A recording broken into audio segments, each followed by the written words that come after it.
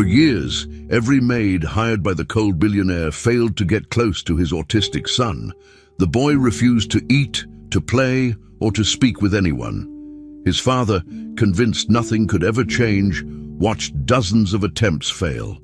But one day, a simple woman with no education and a painful past managed to break through the silence. And then, in the middle of an ordinary meal, the boy finally opened his mouth, looked at her, and said a single innocent sentence that no one expected. That sentence not only made him smile for the first time in years, but also left his billionaire father completely speechless.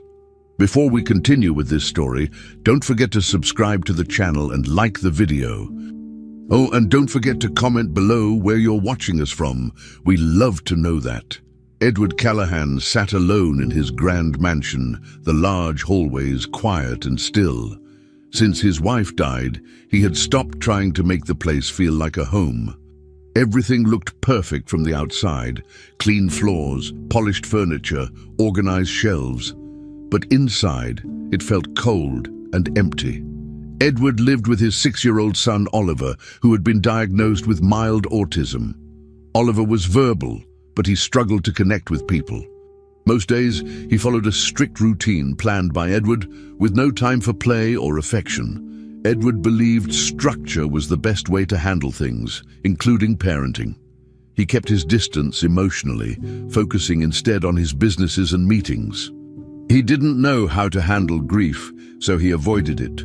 The silence inside the mansion was constant, interrupted only by footsteps or the sound of doors opening and closing. There were no hugs, laughter, or warmth anywhere in the house. Edward didn't spend much time with Oliver. He hired staff to take care of the basics: meals, cleaning, and some supervision, but they were told to keep things professional. No one was encouraged to talk too much or show too much kindness.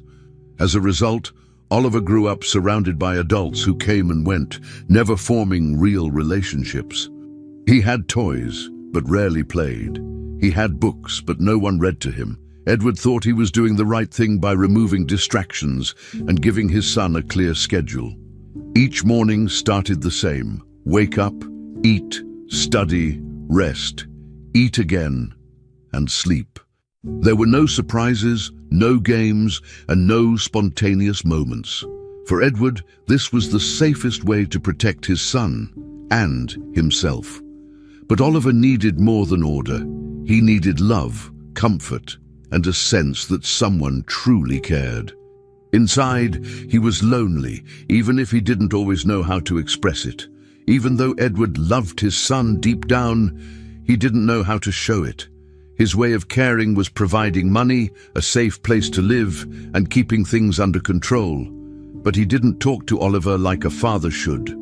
He didn't sit and listen to him or notice the little things that made the boy unique. Oliver often sat alone in his room, lining up his toy cars or looking out the window for hours. He wasn't sad in the way most people would understand, but he felt disconnected. Every day looked exactly the same. The house was beautiful, but lifeless. Edward worked long hours in his office, convinced that if he just focused hard enough, everything would stay stable. He ignored the signs that Oliver was growing more isolated. To him, emotions were messy, and messes were dangerous. He thought silence meant things were fine, but it actually meant something was missing. The house had a large garden, but Oliver was rarely allowed to play outside freely. Everything had to be supervised, with a set time and reason. There were cameras in the halls, alarms on the doors, and a sense of always being watched. Edward didn't trust the world, so he tried to control every part of their lives. Even the staff weren't allowed to get too close. If someone tried to talk kindly to Oliver or offer him a treat, Edward would remind them of their roles. This made most workers uncomfortable, and they usually left after a few months. No one stayed long enough to become a familiar face to Oliver. The boy started talking less and less, only answering when spoken to. He rarely smiled. He had learned that emotions didn't have a place in this house. The structure that was meant to protect him slowly became a cage, and he was too young to understand why it felt so wrong. Edward wasn't a bad man, but he was broken in his own way. Losing his wife had changed him. Before, he used to laugh sometimes, enjoy music and take walks with her and Oliver. After her death, it was like a switch turned off. He blamed himself for not saving her and buried those feelings under work and control. He thought if he could keep everything in order, nothing bad would happen again. But life doesn't work like that. His relationship with Oliver suffered because of his fear. He didn't notice the way his son waited for attention or how his eyes searched for connection. Edward thought discipline and routine would shape Oliver into someone strong, but it was actually making the boy feel invisible. The silence in the house was more than just a lack of noise. It was the result of a man running from his pain and a child slowly fading into the background. Despite everything, change was coming. The stillness in the mansion couldn't last forever. Underneath the routine, something was starting to shift. Oliver was growing, noticing things, and feeling the absence of affection more clearly. He wasn't just a child following orders anymore. He was beginning to understand that something was missing. Edward, too, was starting to feel uneasy. The silence that once brought him comfort now felt heavier, like a weight pressing on his chest. He sometimes stood outside Oliver's door late at night, listening, unsure if he should go in or walk away. But he always walked away. There was a quiet tension building in the house, a sense that something needed to change. The loneliness inside the mansion had gone on for too long. It was only a matter of time before one small moment, maybe a word, an action, or a new person, would begin to break the pattern. The dry, distant environment was close to shifting. Camilla Thompson arrived at the mansion on a cloudy Tuesday morning. She stood at the large metal gate with a small suitcase in hand, looking up at the tall building in front of her. The agency had pushed hard to get her this job, even though her experience was limited and her background didn't match the other staff usually hired for such a place. Camilla was nervous, but not because of the size of the house or the rich man who lived there. She had faced worse things in life. As a child, she had dropped out of school to care for her younger siblings while her mother worked long hours. She had grown up in a poor neighborhood where food was often missing from the table and being kind was the only thing that made life easier. She had learned to smile even when things were hard. And now, walking into this new job, she carried that same strength inside her. When she entered the house, a woman from the agency quickly explained the rules. She spoke firmly, as if preparing Camilla for something serious. "You'll take care of cleaning the West Wing, stay out of the office, and most importantly, do not interact with the child." Camilla nodded, even though the instruction confused her. She had worked in homes with children before, and it had never been a problem. But this place felt different. Everything was too quiet, too perfect, almost like no one truly lived there. She noticed how the other workers avoided eye contact and kept to themselves. No one talked unless necessary. Camilla unpacked her things in a small room behind the laundry area and started her work. She dusted shelves, wiped floors, and cleaned windows. Though she couldn't read the labels on the cleaning supplies, she recognized the colors and knew what to do. Her body remembered every job she had done before, even if her mind had never learned letters. Later that day, as Camilla walked through the hallway with a basket of folded towels, she saw a small figure standing quietly by a door. It was a boy, thin, pale, with messy brown hair.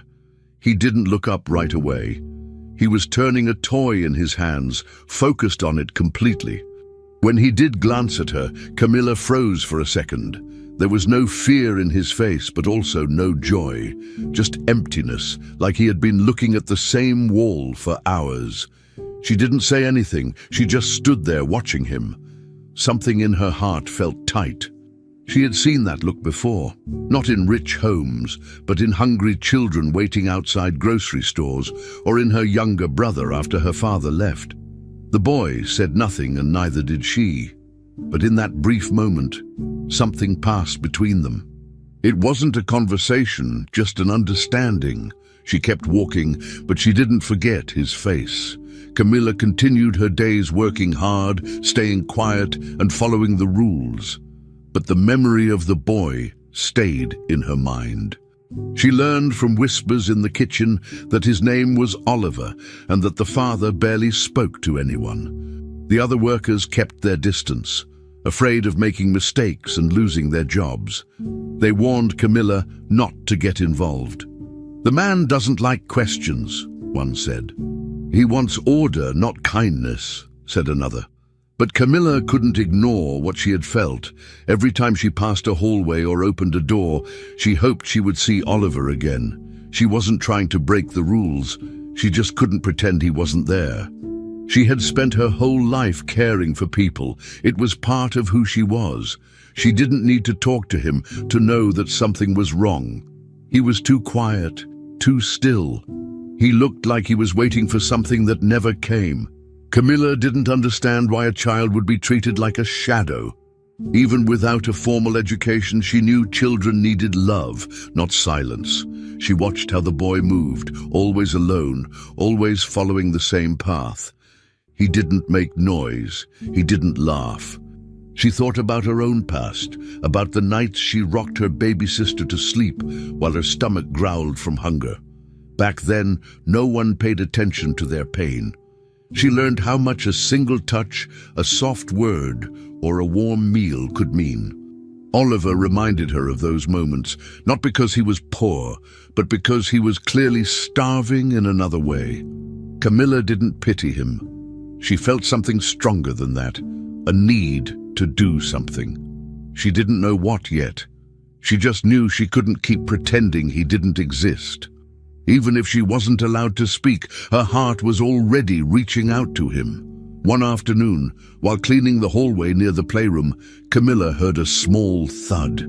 She turned and saw Oliver sitting on the floor, one of his toy blocks scattered beside him. He didn't cry. He just stared at the block like he was trying to figure out how it got away from him. Camilla walked over slowly and picked it up. She didn't say a word. She handed it to him gently. Oliver didn't speak either, but he took it. For a second, their eyes met. Then she stood and went back to work. That simple exchange, no words, no rules broken, stayed with her for hours. It was nothing, but it was something. A moment of contact in a house full of silence. Camilla didn't feel afraid after that. Instead, she felt a quiet determination. She didn't know what the future would bring, but she had a feeling things were about to change. Something inside her had already begun to shift. Camilla didn't plan to challenge the rules or push boundaries, but she couldn't help what she felt. She kept working hard, always respectful, always quiet. But she watched Oliver more closely now. She noticed the small things, how he always sat alone during meals, how he never played with anything for too long, how he sometimes looked at the door like he expected someone to walk in. Camilla began to understand that this house wasn't just silent, it was sad. The silence wasn't peace, it was emptiness. And maybe, without realizing it, she had been brought there to change that. She still didn't speak to Oliver directly. She still followed the rules, but she smiled when she saw him. She left toys neatly arranged in corners where he liked to sit. She hummed softly while cleaning nearby, just loud enough for him to hear. She didn't force anything, but without knowing it, she had taken the first step toward breaking the hardest wall in that house. Camilla was sitting on a small stool near the corner of the kitchen, eating her lunch quietly after finishing the morning chores. Her meal was simple, just rice, beans, and a small piece of chicken wrapped in foil. She didn't mind. It was enough. She always ate quickly, careful not to stay away from her duties for too long. While chewing, she felt a presence near the doorway. She turned her head slightly and saw Oliver standing there, half hidden behind the doorframe. His eyes were locked on her plate. Camilla froze for a moment, unsure if she was allowed to speak or even acknowledge him. Then, to her surprise, Oliver took a step forward, pointed at the food, and asked, "Can I eat your leftovers?" His voice was soft, but clear. Camilla didn't know how to respond right away. Her eyes widened, and for a second she panicked, but then she laughed, a real warm, honest laugh that filled the quiet room. Camilla couldn't believe what had just happened. She had been warned not to speak to the boy, not to form any connection. Yet here he was, making a small joke, smiling just slightly. It wasn't a forced smile or a polite one. It was real, and for a moment, everything around them disappeared. Camilla looked at Oliver and shook her head with a grin. "You're funny," she said, still giggling. Oliver looked down, almost like he was shy, but he didn't walk away. He stayed there, standing a few feet away from her, as if waiting for something else to happen. Camilla wanted to offer him a piece of her chicken, but remembered the rules. Instead, she simply pushed her plate a little closer, not saying a word. She didn't need to. The silence between them was no longer empty. It was shared. This was different from anything she had felt in that house so far. It felt like the start of something new. Edward had been walking down the hallway near the kitchen, holding some documents in his hand, when he noticed the faint sound of laughter. It was strange enough to catch his attention. He stopped walking and looked through the doorway. What he saw made him freeze. Oliver, his son, was standing near the new maid, looking at her with interest. Camilla was smiling at him, and more shocking than that, Oliver was smiling back. Edward couldn't move. It wasn't just that his son was speaking, it was how natural it looked. There was no pressure, no instructions, no therapy session, just a moment of human contact, and it had come from someone completely unexpected. Edward didn't know what to think. His heart felt strange, like it was being pulled in a direction he didn't understand. That simple sentence, "Can I eat your leftovers?" hit him harder than he expected. It wasn't the words themselves, it was what they meant. In that moment, Edward started to question everything he believed about raising his son. For years, he had blamed Oliver's condition for the silence and disconnection in their lives. He thought strict routines and emotional distance were the only way to manage things. But watching Oliver laugh, watching him reach out to someone, made Edward see things differently. Maybe the problem wasn't just autism. Maybe it was the cold environment he had created. He had surrounded his son with rules, walls, and expectations, but never with affection. That one brief interaction between Camilla and Oliver made Edward feel something he hadn't felt in a long time: doubt. Doubt about his choices, doubt about the way he had shut the world out. Camilla didn't know any of this, of course. She was just being kind. But that kindness had reached Oliver in a way that all of Edward's controlled efforts never had. It was a moment that couldn't be ignored. Camilla didn't realize Edward was standing there. She simply continued her break, sipping water and cleaning off her plate. Oliver sat cross-legged near the wall, still looking at her. She asked softly, "Do you like rice?" He nodded. "Beans too?" He smiled again, shyly. She didn't push the conversation. She just let it be. Camilla understood how fragile these moments were. Back where she grew up, kids didn't always speak when they were sad or hurt, but they always listened when someone gave them a chance. Maybe Oliver was the same. Maybe he just needed someone to treat him like a normal kid, not a problem to solve. Camilla had no plan, no training in special needs, and no idea what would happen next. But she had patience. And that seemed to be enough, for now. Oliver didn't say anything else, but he didn't leave either. He stayed, comfortable in her quiet company, and Camilla didn't send him away. Edward eventually walked away without saying a word. He didn't want to interrupt the moment. His mind was full of thoughts, and for the first time in years, they weren't about business or routines. They were about Oliver, about how different things could be if he just allowed more space for connection, for emotion. He returned to his office, placed the documents on his desk, and sat in silence. That one sentence from his son kept echoing in his mind. It was playful, yes, but it was also a signal, a small, innocent way of reaching out. Edward realized that Camilla had done something no therapist or specialist had been able to do. She had made his son feel safe enough to joke. The idea was both beautiful and painful. Maybe everything didn't have to be so strict. Maybe love, in small doses, could fit into their lives after all. The connection between Oliver and Camilla had only just begun. Edward called Camilla into his office early in the morning. His tone was cold, his expression hard.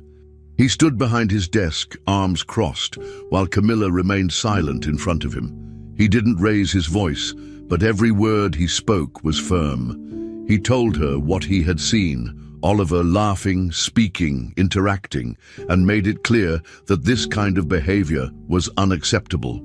"Your job is to clean, nothing more," he said. "Do not talk to him again unless necessary. Do not encourage this kind of closeness." Camilla listened without arguing, nodding at the right moments, though inside she felt something wasn't right. She had seen the change in Oliver's eyes, seen his smile, heard his laughter. It didn't seem wrong. Still, she left the room quietly and went back to her duties. She had been warned, but deep inside, she knew it wouldn't be that simple to turn her back on that little boy. Despite Edward's warning, Oliver didn't stop looking for Camilla. In fact, he became more curious and bolder. Some days, he would appear near the laundry room while she folded towels. Other times, he'd quietly sit on the floor near the playroom, where she cleaned shelves or arranged books. Camilla tried to avoid too much interaction at first, afraid of breaking the rules again, but Oliver's presence was calm and comforting. He didn't demand anything. He just wanted to be near her. Slowly, Camilla allowed small things, a smile, a question, a simple game. She started making little games out of chores, like counting the red blocks while putting away toys, or guessing the color of the next object she picked up. Oliver joined in naturally, enjoying each moment without pressure. He wasn't forced to speak or act a certain way. He just responded when he felt like it, and each time he did, he grew more confident. Camilla began to see a side of him no one else had. As days passed, their bond became stronger. Camilla found ways to include Oliver without drawing attention. When organizing the toy shelf, she would ask, "Can you hand me the blue car?" And he would smile as he searched for it. Sometimes he would hand her the wrong one on purpose, just to hear her say, "That's green, silly." He started talking more, not in full conversations, but in small comments that showed he was thinking, noticing, enjoying. He helped her arrange crayons by color, and even shared part of his snack one afternoon. He broke his cookie in two and quietly offered her the larger piece. Camilla accepted it with a big smile and a soft, "Thank you." She didn't need big signs to know what this meant. Oliver was opening up in his own way, not because someone told him to, but because someone had finally given him the space and patience to do it on his terms. Other staff in the house began to notice the changes. They saw Oliver walking around more, not hiding in corners like before. They heard him giggle sometimes, especially when Camilla was nearby. The atmosphere in the house started to shift. It wasn't loud or chaotic, just lighter. The heavy silence that had once filled the halls began to lift, replaced with soft laughter and movement. One of the older maids mentioned, "It feels less like a museum now," and others agreed. Camilla didn't brag or draw attention to herself. She just did her work and treated Oliver with kindness. That was enough. Even workers who had kept their distance from the boy started to relax a little. The mansion, once cold and lifeless, began to feel more like a place where people lived, not just worked. Oliver's progress wasn't the result of therapy or structured sessions.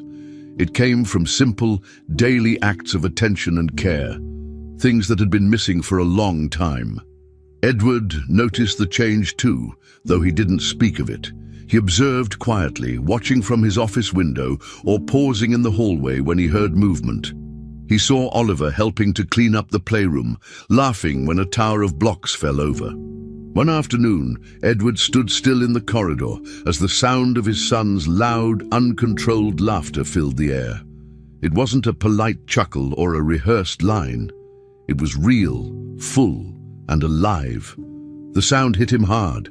It brought back memories he had buried of his wife playing with Oliver, of mornings that used to feel like family. He didn't know how to react. Part of him wanted to stop everything and regain control. Another part of him, the quieter part, wondered if maybe control wasn't the answer. Maybe structure wasn't the only thing his son needed. Maybe, just maybe, something as simple as kindness was making a real difference. That night, Edward sat alone in his study long after the house had gone quiet. His computer screen was on, emails waiting, but he wasn't reading any of them. He kept hearing that laughter in his head, not just the sound, but what it meant. For years, he had believed Oliver's challenges could only be addressed with professionals, clinics, and strict discipline. But Camilla, someone with no training, no degree, no plan, had reached his son in a way no one else could. She hadn't followed any program. She had simply listened, waited, and treated Oliver like a person, not a problem. Edward didn't want to admit it, but a question had taken root in his mind and refused to leave. What if, all this time, Oliver hadn't needed more rules or more structure? What if what he needed was something much simpler? A soft voice, a shared laugh, a patient hand. And for the first time, Edward didn't have an answer. It was a rainy afternoon, and the sky outside was completely grey.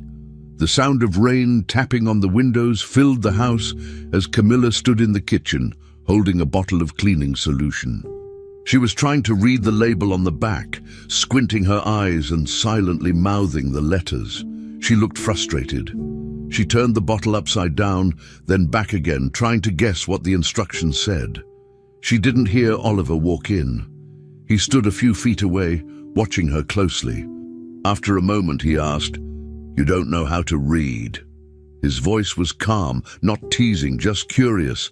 Camilla froze. Her hands tightened around the bottle, and she turned to face him slowly. Her cheeks turned red. She didn't know what to say. For a second, she considered lying. But instead, she lowered her eyes and nodded. "No," she said quietly. "I don't." Her voice was full of shame. She expected him to laugh or walk away, but Oliver didn't laugh. He tilted his head slightly, then walked closer.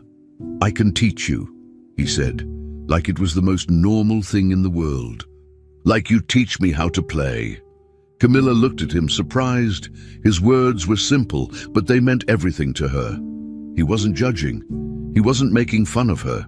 He was offering something, a trade, a kind of balance. Her heart softened. She gave a small smile and nodded. "Okay," she said. That moment started something different between them. Camilla didn't have much schooling. She had left school when she was very young to take care of her brothers. Reading had always been a weakness, something she tried to hide. But now, here was Oliver, a 6-year-old boy who the world said needed help, offering to teach her. He grabbed a toy block with a letter on it and pointed. "This is A," he said. Camilla repeated it. Their lesson had begun. They started slow. Oliver picked out blocks with big letters on them and lined them up on the floor. "This one is B. This one is C," he said, tapping each one. Camilla repeated the letters after him. At first, she felt silly, an adult being taught by a child. But the way Oliver explained things made her feel comfortable. He didn't rush. He didn't correct her in a harsh way. If she got something wrong, he just said, "Try again," with a soft smile. The more time they spent together, the more she realized how patient he could be. He didn't act like a student now. He was the teacher, and he took that role seriously. They sat together on the floor for nearly an hour, going over simple words and matching them with objects around the room. C is for car, he said, holding up a toy. D is for dog. Camilla laughed when she finally recognized the patterns. Learning with Oliver didn't feel like learning. It felt like playing. From the hallway, Edward passed by the open door and paused. He heard voices. Not the usual kind, not her asking him to pick up something, not instructions or polite greetings. He heard Oliver's voice, clear and steady, explaining letters and sounds. Then he heard Camilla's voice, soft and focused, repeating after him. He took a step back and listened without going in. What struck him most wasn't the lesson, it was the tone. Oliver wasn't just talking, he was confident, he was engaged, he was teaching. Edward leaned against the wall, not sure what to do. He had hired experts, therapists and private tutors, none of whom had reached Oliver like this. But Camilla, the woman he had judged as unqualified, was achieving something no one else could. And she wasn't even trying to fix his son. She was just being real, honest, and kind. Edward didn't interrupt. He stayed for a few minutes, listening quietly, feeling a mix of confusion and admiration. After that day, the lessons continued. Whenever Camilla had a break, Oliver would bring over books meant for kids much younger than him. Alphabet cards, toys with letters, and even cereal boxes with words on them. He would sound out the words slowly, showing Camilla how to connect the letters. She was an eager learner. Her eyes lit up each time she got something right. Sometimes she even took a small notepad to her room and tried to write the letters down at night. She didn't want to forget what he taught her. Their bond grew stronger with each shared moment. It was no longer just a connection between a caregiver and a child. It was a partnership. Camilla had helped Oliver laugh, play, and speak freely. Now he was helping her face a fear she had hidden for years. They were building trust, not with big gestures, but with small steps, shared effort, and respect for each other's pace. It became clear to everyone in the house that the bond between Oliver and Camilla couldn't be broken. The other staff noticed how Oliver smiled more, and how Camilla moved around the mansion with a lighter step. Even Edward began to change, slowly. He still kept his distance, but he watched more, listened more, and interrupted less. He no longer scolded Camilla for speaking to Oliver. He didn't comment when he saw them sitting together, focused on letters and toys. Inside, he was beginning to understand that what Oliver needed wasn't always written in a report or listed in a therapy schedule. Sometimes, what worked best was human connection, real and simple. Camilla had brought that into their lives, and she had done it not by being perfect, but by being honest. Oliver had found someone he could trust, and Camilla had found someone who believed in her. Their silent exchange of learning and care had become something beautiful, something no rule could stop. Edward sat in his office, staring at the open file on his desk. He had asked a private investigator to look into Camilla's background. It wasn't because she had done anything wrong, but because she had done something no one else had. Reached his son. He needed to understand who she really was. The report was long but simple. Camilla had lost her mother when she was just 10 years old. Her father left soon after, and from that day forward, she became responsible for raising her 4 younger siblings. She never returned to school. She worked from a very young age, doing laundry, cleaning houses, and cooking for others. Most employers didn't want to keep her once they realized she couldn't read or write.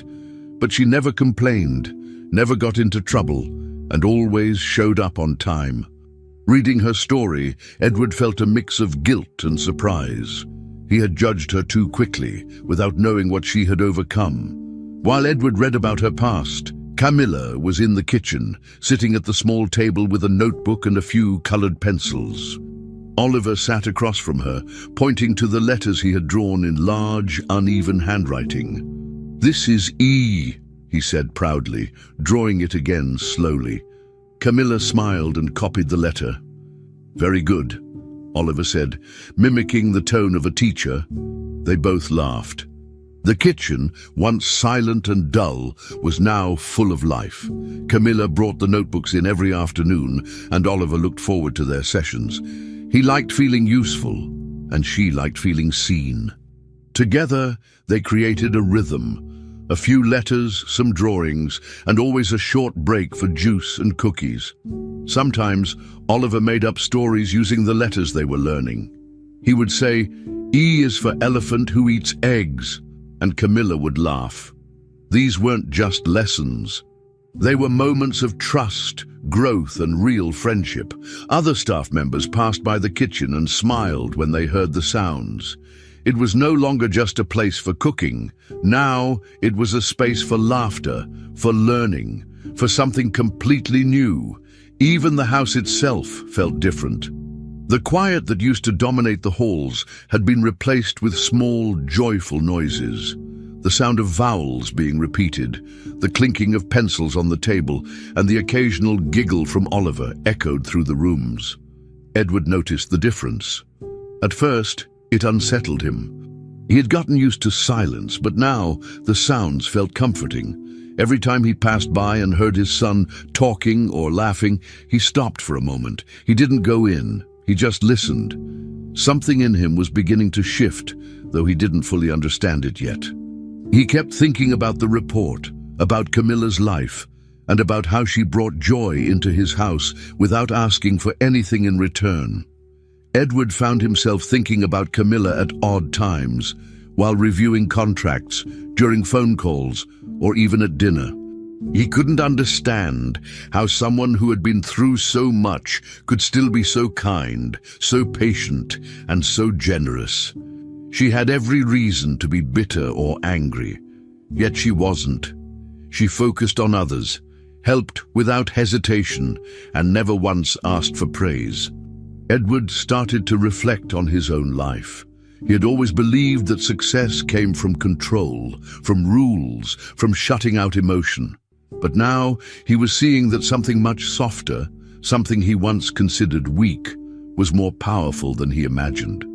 Camilla didn't teach Oliver with strategies or therapy tools. She used laughter, kindness, and consistency.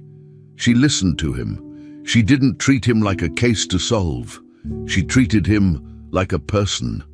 And that simple human approach was doing more for Oliver than anything else ever had. Little by little, Edward's attitude changed. He didn't make any big announcements or speeches, but his actions became different. He began walking past the kitchen more slowly, sometimes staying longer to hear parts of the lessons. One day he left a box of new pencils and markers on the counter without saying a word. Camilla found them, looked around, and smiled to herself. He didn't need to say anything. She understood. He was watching. He was paying attention. Edward also began to speak more softly to Oliver, asking how the lessons were going or what letter they were on that day. At first, Oliver was shy about it, but soon he started sharing small stories. Edward was surprised by how much his son had to say when he felt safe. And all of it was thanks to someone who, according to society, had nothing, no degree, no title, no power. But Camilla had something more valuable, a heart that truly cared. Edward sat again in his office one night, the house now quiet after a long day. He opened the window and looked out at the garden, thinking. He thought about all the professionals he had hired, all the expensive programs, and how none of them had done what Camilla had done. She hadn't come into their lives to impress anyone. She hadn't demanded anything. Yet she had changed the entire house. She had brought out a version of Oliver he didn't know existed, one that laughed, played, and taught. Edward felt something heavy in his chest, a mix of regret and gratitude. He realized he had almost missed something important because of pride. Now he was beginning to see clearly. The world might ignore someone like Camilla, but in this house she had become the most important person. And as he listened to the soft echoes of laughter from the kitchen, he knew something had truly changed. Nothing would ever be the same again. The afternoon was supposed to be calm and formal. Edward had invited a group of investors to the mansion for a private meeting and small tour. He wanted to show off the house, highlight his professional life, and discuss a potential new project. Everything had been arranged carefully. The staff had cleaned every corner. The table was perfectly set with snacks and drinks, and the guests were dressed in suits, walking through the rooms with polite smiles. But just as Edward was leading them through the main living room, voices and laughter interrupted the atmosphere. Everyone turned their heads toward the noise. On the carpet near the sofa, Camilla and Oliver were on the floor, acting out a small scene from a fairy tale book. Oliver wore a towel as a cape and was pretending to be a knight. Camilla was holding a wooden spoon, pretending it was a sword. They were laughing loudly, not noticing the visitors standing there. Edward's expression changed immediately. He stepped forward, his voice rising. "What is going on here?" he asked sharply. The guests looked at each other, uncomfortable. Camilla stood up quickly, trying to explain, but he cut her off. "This is not a daycare," he snapped. "You were hired to clean, not to roll on the floor like a clown." The room went silent. Camilla's face turned pale and her hands shook. She lowered her eyes, holding back tears. Edward turned to the investors, forcing a fake smile. "Excuse the interruption," he said coldly, but the damage was done. Camilla mumbled a soft apology and walked away, leaving Oliver frozen in place. He stared at his father, confused and scared. His hands were still holding the towel. His breathing changed. Edward didn't notice, or chose not to. He returned to his guests, pretending nothing had happened. But Oliver didn't move. His face had gone blank, and the sparkle he had started to show in recent weeks faded instantly. Camilla went straight to her room and locked the door. Once inside, she sat on the bed and cried quietly. She felt embarrassed, ashamed, and hurt. She had only been playing with Oliver to help him express himself, to make him happy. She had seen how much joy he felt during those little games. But now, after being shouted at in front of strangers, she felt small and useless. All her progress, all her moments of connection with Oliver felt like they didn't matter. Her heart was heavy. She didn't want to be the center of problems. She had always tried to do her job without drawing attention. This time, it had gone wrong. She wiped her tears and looked around the room, wondering if she should pack her things. Maybe she didn't belong in this house after all. But the thought of leaving Oliver behind made her feel even worse. She had promised herself to protect him, and now she'd been pushed aside like she meant nothing. Later that evening, the house was quiet again. Edward sat in his office going through papers, trying to forget the awkward moment from earlier. Then he heard a soft knock. He opened the door and found Oliver standing there holding his notebook. The boy didn't say anything. He just handed the notebook over and turned to leave. Edward opened it and read the sentence written in large, shaky letters. "You yelled at my best friend." The words hit him hard. He sat down, the notebook still in his hands, unable to look away. He had been so focused on appearances, on being in control, that he hadn't realized the impact of his words. For the first time, he saw himself through someone else's eyes, his son's. And what he saw wasn't flattering. He had hurt someone who meant a lot to Oliver, not just an employee, not just a maid. Camilla was the first real friend Oliver ever had, and Edward had torn that apart in seconds. The days that followed were different. Oliver stopped laughing. He stopped speaking as much too. He returned to his quiet routine, eating in silence, walking alone in the garden, and avoiding the kitchen. The colorful notebooks stayed closed. The letters, the drawings, the games, all gone. Camilla still did her work, but the joy in her steps had disappeared. She avoided the main rooms and stayed in the background. Even the other staff noticed the change. The house, once filled with small signs of life, went back to being cold and quiet. Edward watched it all unfold and felt powerless. He didn't know how to fix what he had broken. He tried to speak to Oliver, but the boy gave short answers, never looking up. The bond that had taken months to build was shattered in one moment of pride and anger. And now Edward was left with silence. The same silence he once preferred, but now couldn't stand.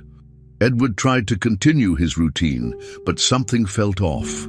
He missed the noise in the kitchen, the laughter he used to overhear, and even the silly stories Oliver once told. He noticed the chair where Camilla and Oliver used to sit, now always empty. He tried writing a note, thought about saying something, but each time he hesitated. Apologizing wasn't something he was used to. He kept replaying the moment in his mind. The way Camilla's face changed when he yelled at her, the way Oliver stood still and watched. He realized that without meaning to, he had become the very thing he always tried to protect Oliver from, someone who causes pain. And the worst part was, he didn't know how to undo it. The house had gone back to being what it was before Camilla arrived. Clean, silent, and hollow. Only now Edward knew exactly what was missing, and that knowledge made the silence even louder. The day after the incident, Camilla continued working as if nothing had happened, but inside she was broken. She kept her eyes down, and her words few. Oliver still passed by the kitchen but didn't come inside. She missed his voice, his little jokes, and even his handwriting on her notebook. She still carried the notebook in her apron pocket, hoping he might say something again. But he didn't. Edward saw this distance and felt it like a weight. He had never believed in emotions. He believed in order, control, and discipline. But now he finally understood something he had refused to see. Real connection doesn't come from control. It comes from care. And the person who had shown him that was the one he had hurt. As he stood in the hallway, watching Camilla quietly sweep the floor and Oliver sitting alone in the corner, Edward felt something new, regret deep enough to break him. But the damage was done. The rupture had already begun. After several days of heavy silence inside the mansion, Edward finally decided to try talking to Oliver. The boy had been distant, quiet, and almost completely withdrawn since the day Edward shouted at Camilla. He no longer played, no longer laughed, and spent most of his time alone in his room or sitting by himself in the hallway. Edward knocked softly on Oliver's door and entered, hoping to start a conversation. He sat down on the edge of the bed and said, "Can we talk, son?" But Oliver didn't look at him. He kept his head down, drawing shapes in his notebook without saying a word. Edward tried again, mentioning the fairy tale they had once acted out. Still no answer. The silence in the room was deeper than usual. It wasn't the peaceful kind. It was full of pain. Edward felt helpless. He was used to fixing problems with money, with instructions, with control. But now, none of that seemed to work. Not knowing what else to do, Edward walked down the hall and knocked on Camilla's door. She opened it slowly, surprised to see him standing there. Her eyes were tired, her face serious. Before he could speak, she said quietly, "I'm leaving." Edward froze. "Please don't," he said quickly. "I know I made a mistake." Camilla nodded but didn't answer right away. He continued, "You were right to be upset.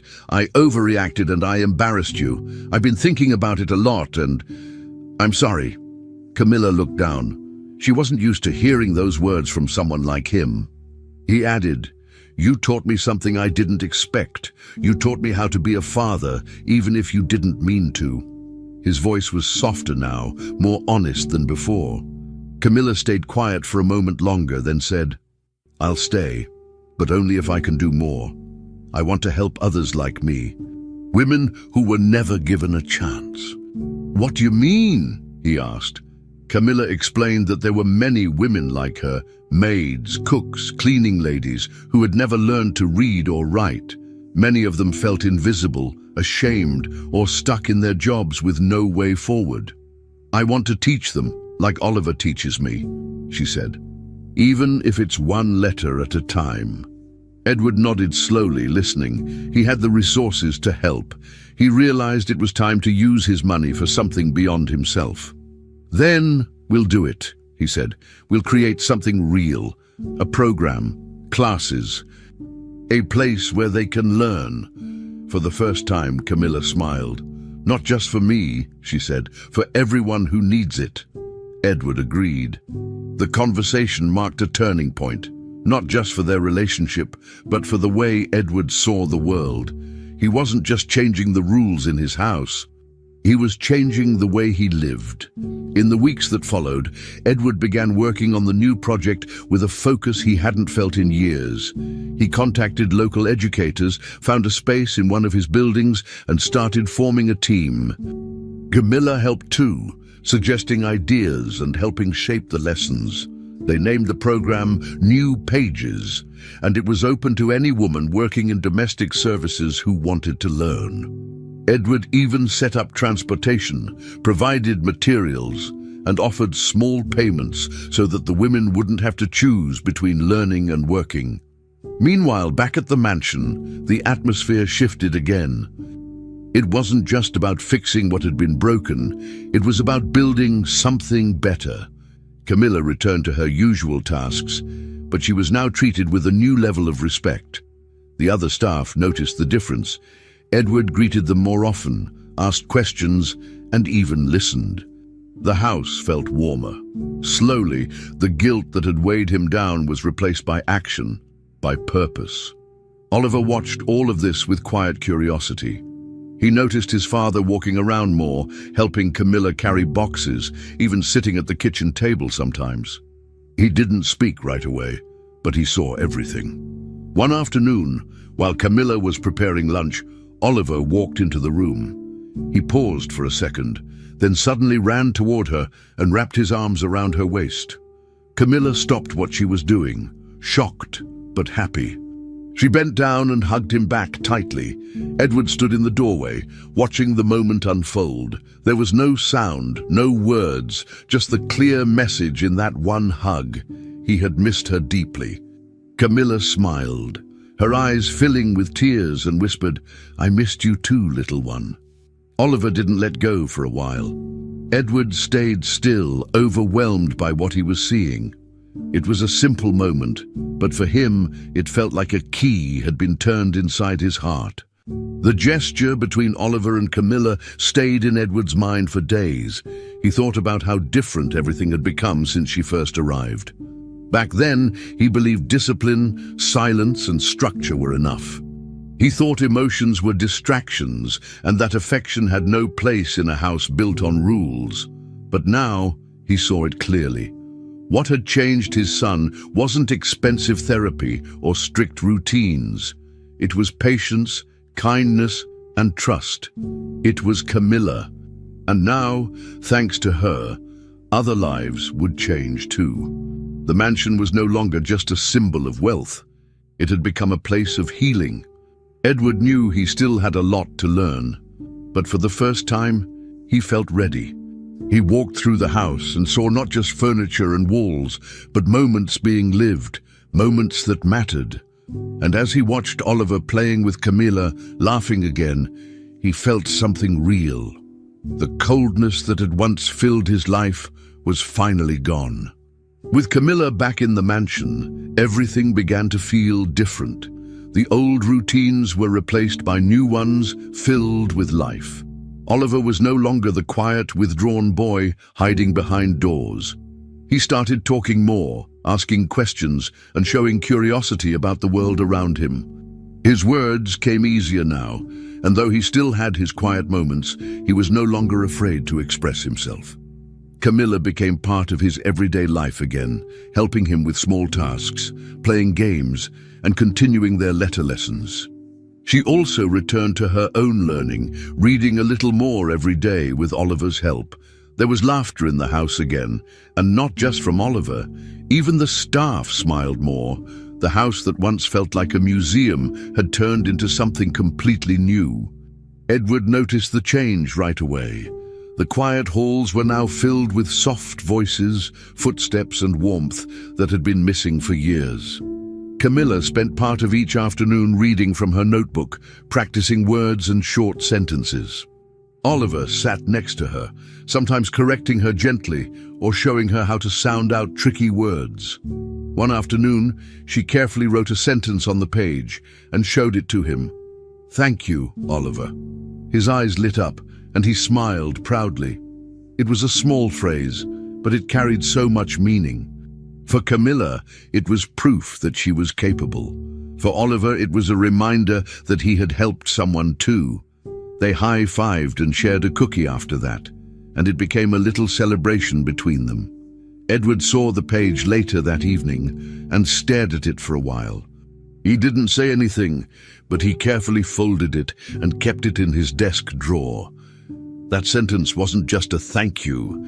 It was a symbol of everything that had changed. It showed how far both Camilla and Oliver had come, together, step by step. Edward also began making big changes in his own life. For the first time in years, he made a decision that wasn't based on money or pressure. He chose to work from home. He reduced his meetings, set up a small office in one of the spare rooms, and started spending more time with Oliver. At first, it was a little awkward. Edward didn't always know how to connect, but slowly, day by day, things got better. He and Oliver cooked breakfast together, making pancakes or scrambled eggs. They read stories in the evening, sometimes switching roles where Oliver read to him. On weekends, they played board games or built things with blocks. Edward laughed more, he listened more, and most importantly, he learned to be present. He wasn't just living in the house anymore, he was part of it. Camilla noticed it, and so did the staff. Edward, who once avoided emotion, was now a father who cared, who showed it, and who wanted to keep learning. The house, once filled with shadows and silence, had transformed into a real home. Meals were now shared at the table with conversation. Camilla helped plan weekly activities for Oliver, including outdoor games, drawing, and reading practice. The therapists who came by were surprised by Oliver's progress. He followed instructions better, made more eye contact, and showed interest in group tasks. His development, once slow and uncertain, was clearly moving forward.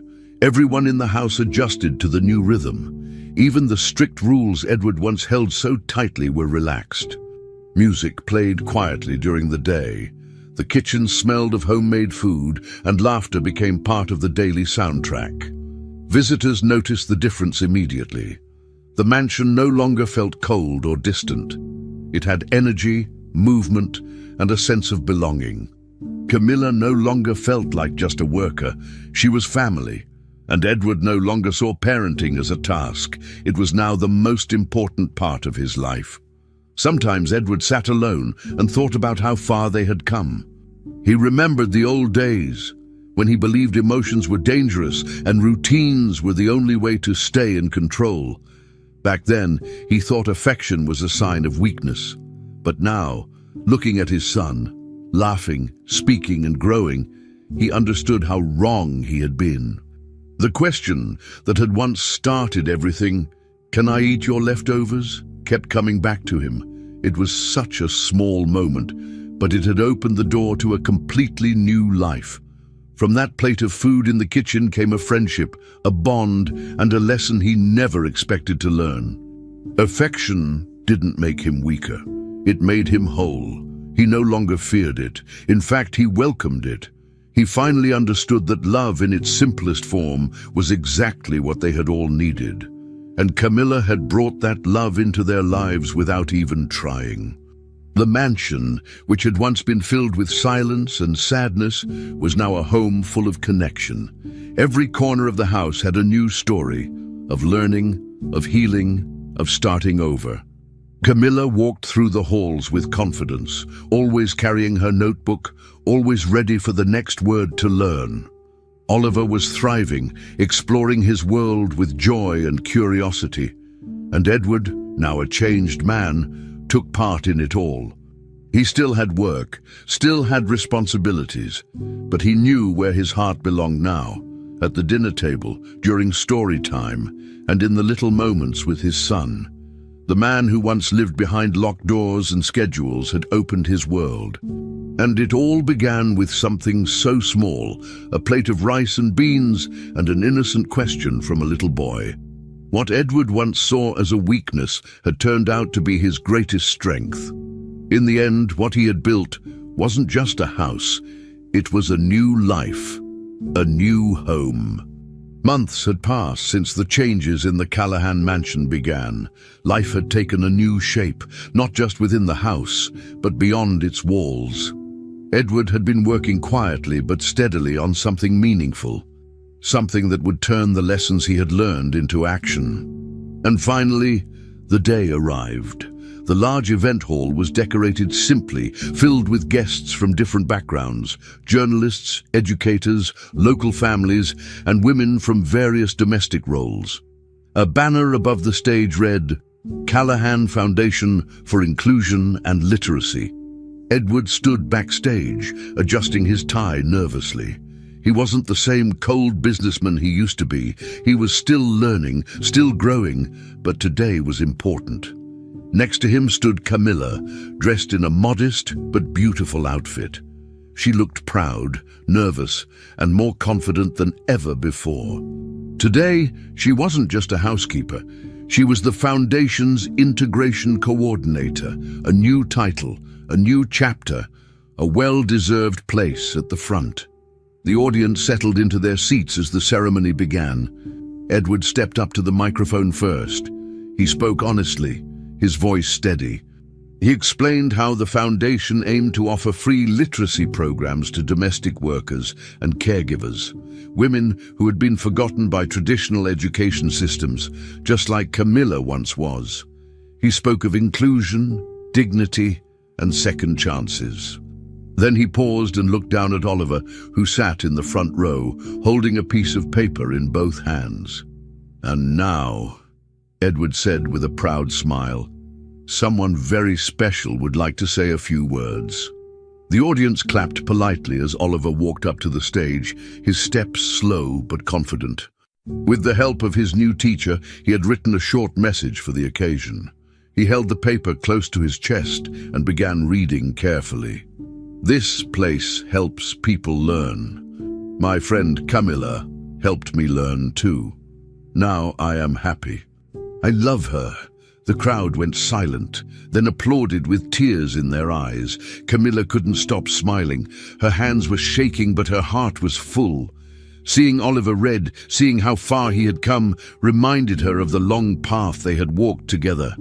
She stood beside him on stage, placed a gentle hand on his shoulder and whispered, "You were amazing." Later in the program, she was invited to speak. She took a deep breath, stepped forward, and shared her story, not with shame, but with pride. She talked about her childhood, about losing her mother, and about the struggles she faced trying to raise her siblings without being able to read. She talked about Oliver, about the notebooks in the kitchen, about learning her first sentence. The audience listened closely, and when she ended by saying, "Now, I dream of studying pedagogy so I can help others learn like I did," the applause was loud and heartfelt. She had become a symbol of strength, of transformation, and of hope. Edward took the microphone again near the end of the night. This time his speech was more personal. He didn't talk about business or numbers or plans. He talked about emotions. "I once thought that feelings were a distraction," he said. "That structure was more important than connection. But I was wrong. My son didn't need perfection. He needed someone to understand him, and I didn't know how until Camilla came into our lives." He looked at her and smiled. "She helped my son feel, and she helped me live. I will always be grateful to her for that." The audience clapped once more, many standing to show their respect. It wasn't just a celebration of a new project. It was a celebration of second chances, of what happens when someone decides to care. Cameras flashed, people cried, and even the most serious guests felt moved. It was clear this wasn't a typical charity launch. This was the result of real human connection. After the event, the hall slowly emptied. Guests shook hands, took pictures, and spoke to Camilla with admiration. Edward stayed behind to thank everyone personally. Oliver, holding a juice box, walked up to Camilla and pulled on her hand. "Let's go home," he said with a smile. Edward, Camilla, and Oliver got into the car together. The ride was quiet at first, filled with the tired peace that follows an emotional day.